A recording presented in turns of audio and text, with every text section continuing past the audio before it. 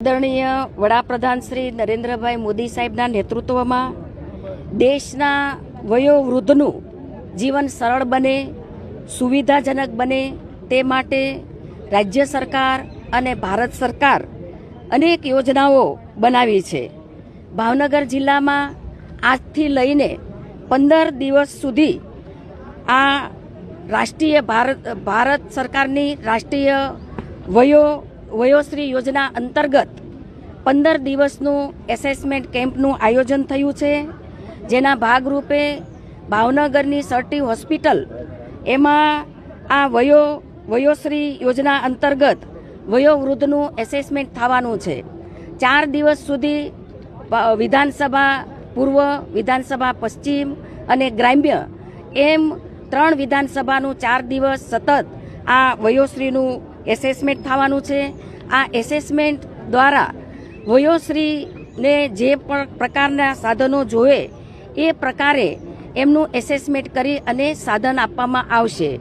એક વૃદ્ધને એક કરતાં વધારે એટલે કે મિનિમમ 5 જેવા સાધનો, જેવા કે વ્હીલચેર, વોકર, કમરપટ્ટો, કાંખ ઘોડી, કાનનું મશીન, કૃત્રિમ દાંત, જેલફોમ ગાદી, ઘૂંટણના પટ્ટા, પગની સંભાળની kit, LS belt, cervical collar, ચાલવાની લાકડી, આમ 15 પ્રકારના સાધન સહાય આ એસેસમેન્ટ દ્વારા આપવામાં આવવાના છે।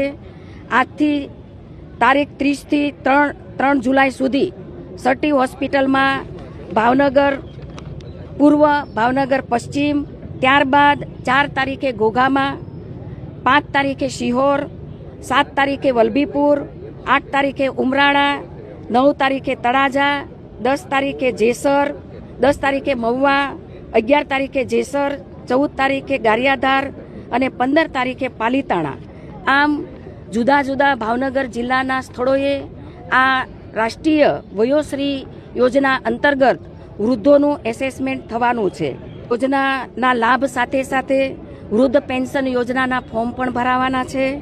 પ્રધાનમંત્રી વય વંદના આયુષ્માન કાર્ડ પણ અહીંથી કાઢવામાં આવશે।